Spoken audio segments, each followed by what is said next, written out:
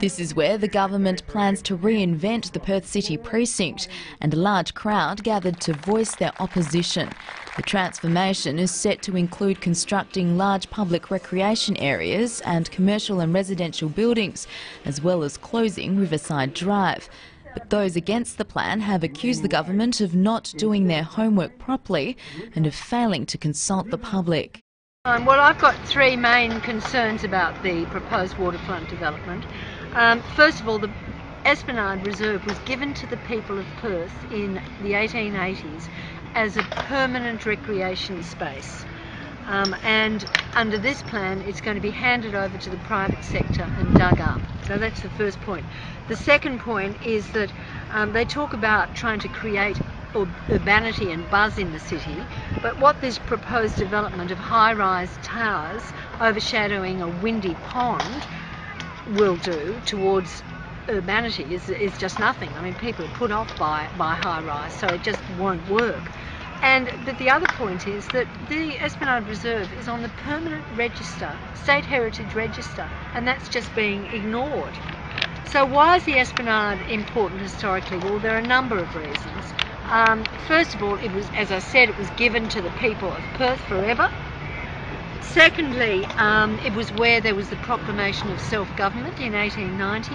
This was the very place where the state, the creation of the actual state of Western Australia, not colony anymore, a self-governing state, was proclaimed on this spot.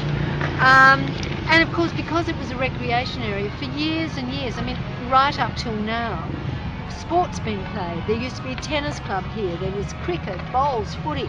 All those sports were and continue to be played on this area. It was the site of Anzac Day. It is the site of Anzac Day parades, and they've been held, apart from a couple of years when the William Street Tunnel was being created. Anzac Day parades have been held here every Anzac Day since 1916, so that's a long time.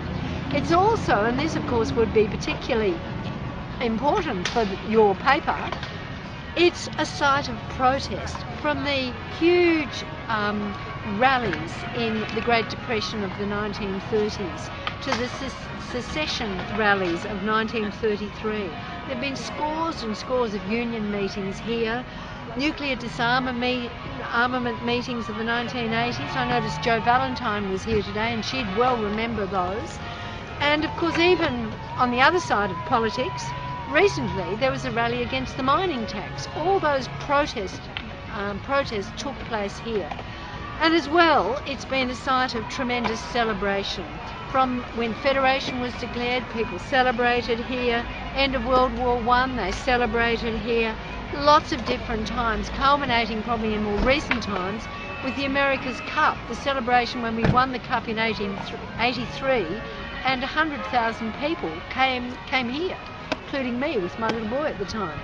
And then there was the Chog and Barbecue just last year for the Queen, when 120,000 people came to the Esplanade.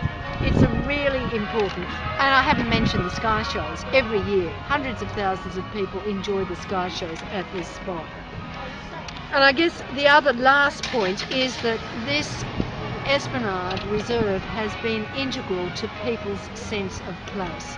It provides kind of a connecting link between the high-rise city behind and our beautiful river in front. There's a real sense of place here. But unfortunately, the proposed plan doesn't respect any of this. It would just dig it all up and completely obliterate those historic values that exist on this place. So we really want to demand the government give us a better plan.